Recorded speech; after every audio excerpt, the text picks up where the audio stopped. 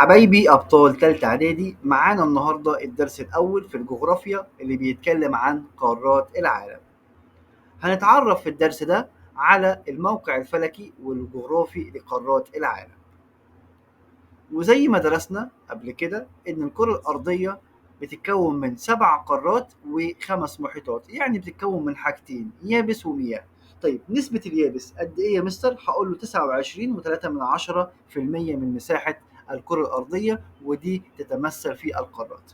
طيب نسبة المياه هقول له 70.7% من مساحة الكرة الأرضية، ودي تتمثل معظمها في المحيطات. طيب عندي هنا هنروح نتعرف على مساحات قارات العالم. عندي هنا قارة آسيا، هقول له رقم 1 يعني أكبر قارات العالم من حيث المساحة، حيث تبلغ آسيا مساحتها 44.2 مليون كيلومتر مربع. طيب يبقى أنا عندي هنا أكبر قارات العالم من حيث المساحة هي آسيا. اللي بيجي بعدها في الترتيب هقول له قارة أفريقيا بمساحة 30.3 مليون كيلومتر مربع. بيجي في المرتبة الثالثة أمريكا الشمالية بمساحة 24.2 مليون كيلومتر مربع. بيجي في المرتبة الرابعة أمريكا الجنوبية بمساحة 17.8 مليون كيلومتر مربع. بيجي في المرتبة الخامسة القارة القطبية الجنوبية بمساحة 12.3 مليون كيلومتر مربع. بيجي في المرتبة السادسة قارة أوروبا بمساحة 10.5 مليون كيلومتر مربع. وهنا أصغر قارات العالم من حيث المساحة هي أستراليا بمساحة 7.8 مليون كيلومتر مربع. يبقى أنا عندي هنا أكبر قارات العالم من حيث المساحة هي آسيا، أصغر قارات العالم من حيث المساحة أستراليا. طيب نروح على المعلومة اللي بعدها. عندي هنا احنا قلنا الكرة الأرضية بتتكون من يابس ومياه، واحنا تعرفنا على القارات اللي هي تشمل مساحة اليابس في الكرة الأرضية. هنتعرف دلوقتي على أكبر المحيطات من حيث المساحة. هقول له أكبر المحيطات هو المحيط الهادي. تاني يا مستر، أكبر المحيطات هو مين؟ المحيط الهادي بمساحة كام؟ هقول له بمساحة 166 مليون كيلومتر مربع. طيب يبقى أنا عندي هنا رقم 1 من حيث المساحة في المحيطات المحيط الهادي. اللي بيجي بعده في الترتيب مين؟ هقول له المحيط الأطلنطي بمساحة 86.5 مليون كيلومتر مربع، ثم المحيط الهندي بمساحة 73.5 مليون كيلومتر مربع، ثم المحيط القطبي الجنوبي بمساحة 19.5 كيلومتر مربع، ثم المحيط القطبي الشمالي بمساحة 14 مليون كيلومتر مربع. يبقى أنا عندي هنا أكبر المحيطات من حيث المساحة المحيط الهادي، أصغر المحيطات من حيث المساحة المحيط القطبي الشمالي. طيب نروح على المعلومة اللي بعدها.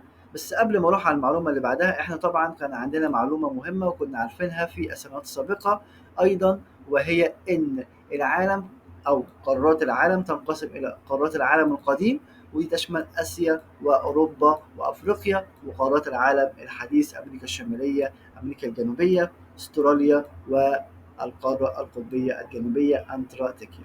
طيب عندي هنا هتعرف على الموقع الجغرافي والموقع الفلكي للقارات اللي احنا اتكلمنا عليها دلوقتي.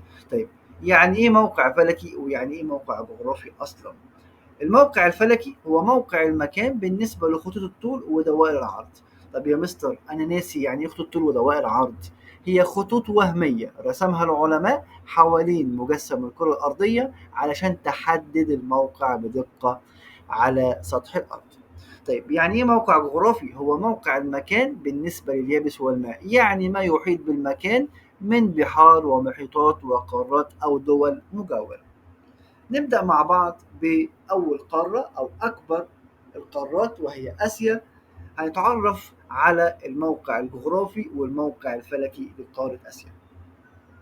نبدأ مع بعض بالموقع الفلكي. الموقع الفلكي يعني عايزين نعرف قارة آسيا تقع بين دائرتي عرض كام وخطي طول كام. هقول له آسيا تقع بين دائرتي عرض 81 شمالا و10 جنوبا.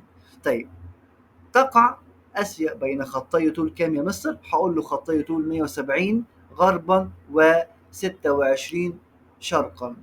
تاني يا مستر 170 غربا و26 شرقا. طب يا مستر حضرتك الكتاب فيه غلط؟ لا ما فيهوش غلط، حضرتك الاتجاهات فيها مشكلة. احنا دلوقتي عارفين ان الخريطة دي موجودة للكرة الأرضية، ولو حطينا الصورة اللي قدامنا على الكرة الأرضية أو على كورة هنلاقي إيه؟ هنلاقي إن على الغرب موجود أمريكا الشمالية وأمريكا الجنوبية، وعلى اتجاه الشرق موجود أفريقيا وآسيا وأوروبا. أعتقد المعلومة وصلت. طيب يبقى أنا عندي هنا تقع آسيا بين دائرتي عرض 81 شمالا و10 جنوبا، وتقع بين خطي طول كام؟ هقول له 26 شرقا و170 غربا. طيب الموقع الجغرافي، يعني ما يحيط بقارة آسيا، هقول له ما يحيط بقارة آسيا من ناحية الشمال مين؟ هقول له المحيط القطبي الشمالي. لا مش اوكي. طيب من ناحية الجنوب هقول له المحيط الهندي. من ناحية الشرق هقول له المحيط الهادي. طيب من ناحية الغرب هقول له يحيط بآسيا من ناحية الغرب هقول له قارة أوروبا والبحر المتوسط والبحر الأحمر اللي بيفصل آسيا عن أفريقيا. خلاص يبقى تاني موقع الجغرافي لآسيا هقول له يحيط بآسيا من ناحية الشمال المحيط القطبي الشمالي، من ناحية الجنوب المحيط الهندي، من ناحية الشرق المحيط الهادي، من ناحية الغرب قارة أوروبا والبحر المتوسط والبحر الأحمر اللي بيفصل قارة آسيا عن قارة أفريقيا. طيب نروح على المعلومة اللي بعدها. عندي هنا حبة حاجات لازم نعرفها كويس جدا. يفصل آسيا عن أوروبا، خلينا نعرفها برضو من على الخريطة أفضل يا شباب. يفصل آسيا عن أوروبا هقول له جبال أورال. تاني تفصل آسيا عن أوروبا مين؟ هقول له جبال أورال موجودة في النص ما بين الاتنين دلوقتي. طيب عندي هنا يفصل آسيا عن أفريقيا هقول له البحر الأحمر اللي موجود هنا يا مستر. أوكي. طيب عندي هنا تقترب آسيا من أفريقيا عند مضيق باب المندب. طب يعني إيه مضيق يا مستر؟ أنا مش فاكر. مضيق هو ممر مائي ضيق طبيعي يصل ما بين مسطحين مائيين. يعني أنا عندي هنا مضيق باب المندب بيصل ما بين البحر الأحمر والمحيط الهندي. طيب عندي هنا بيقول لي تقترب آسيا من أفريقيا عند مضيق هقول له باب المندب. طيب يفصل آسيا عن أوروبا البحر الأحمر. طيب نروح على اللي بعده. تقترب آسيا من أمريكا الشمالية عند مضيق هقول له مضيق بيرينج أهو مكانه بالظبط. ماشي. أما إيه ده اللي جاب أمريكا الشمالية الناحية دي؟ ما إحنا قلنا الصورة دي لخريطة آسيا أو للكرة الأرضية، ولو حطينا الخريطة دي على كرة هنلاقي إن أمريكا الشمالية وأمريكا الجنوبية من اتجاه الغرب، وآسيا وأوروبا وأفريقيا من اتجاه الشرق. تكرار المعلومة علشان نثبت المعلومة للشطار اللي معانا. طيب عندي هنا يفصل آسيا عن استراليا هقول له بحر أورفوار. تاني يفصل آسيا عن استراليا تحت هنا هقول له بحر مين؟ هقول له بحر أورفوار. خلاص. طيب اوكي عندي هنا تتميز آسيا بوجود ايه يا مستر؟ هقول له بوجود بحر مغلق، وهو أكبر بحر مغلق في العالم. بحر مين يا مستر؟ هقول له بحر قزوين. تاني أكبر بحر مغلق في العالم هو بحر قزوين. أدي مكانه هنا بالظبط يا ولاد على الخريطة. طيب عندي هنا برضو موجود في آسيا شبه جزيرة العربية، دي مكانها بالظبط. طيب عندي إيه كمان؟ عندي شبه جزيرة الملايو. طيب عندي إيه كمان؟ عندي جزر الفلبين، أدي الفلبين، وعندي جزر اليابان. خلاص وادي جزر اليابان، ادي الفلبين وادي اليابان، وادي عندي شبه الجزيره العربيه. خلاص. طيب يبقى انا عندي هنا حبه معلومات مهمه لازم اعرفها على الخريطه علشان لو جاب لي خريطه صماء اكون عارف كل الاماكن اللي قصادي. طيب عندي هنا القاره اللي بعدها هي قاره افريقيا. قارة أفريقيا الموقع الفلكي بتاعها والموقع الجغرافي. هقول له الموقع الفلكي تقع قارة أفريقيا بين دائرتي عرض كام وكام يا مستر؟ هقول له بين دائرتي عرض 37 و30 شمالا و34 و30 جنوبا، وما بين خطي طول عندي كام يا مستر؟ 51 شرقا و17 غربا. طيب عندي هنا الموقع الجغرافي يعني ما يحيط بقارة أفريقيا. من ناحية الشمال هقول له البحر المتوسط، عندي هنا من ناحية الشرق هقول له المحيط الهندي والبحر الأحمر، من ناحية الغرب هقول له المحيط الأطلنطي. تاني ما يحيط بأفريقيا شمالا البحر المتوسط، شرقا المحيط الهندي، وغربا المحيط الأطلنطي، واحنا قلنا مع الشرق موجود البحر، مع المحيط الهندي البحر الأحمر. طيب عندي هنا في جزر، عندي مين؟ عندي جزر او جزيرة مدغشقر، وعندي كمان جزر القمر.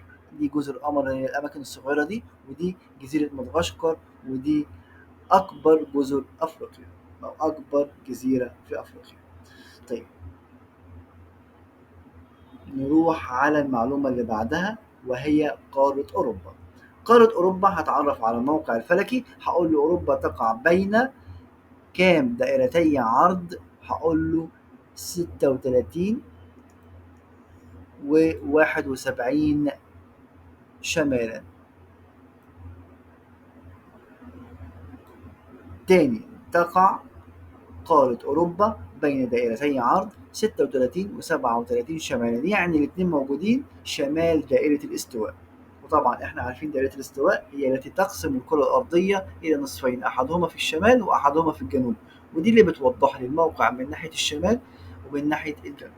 طيب تقع قارة أوروبا بين خطي طول كام يا مستر؟ هقول له 66 شرقا و25 غربا. 66 شرقا و25 غربا. طيب عندي هنا بيقول لي الموقع الجغرافي لقارة أوروبا من ناحية الشمال المحيط القطبي الشمالي، من ناحية الشرق هقول له قارة آسيا، من ناحية الجنوب البحر المتوسط، من ناحية الغرب المحيط الأطلنطي.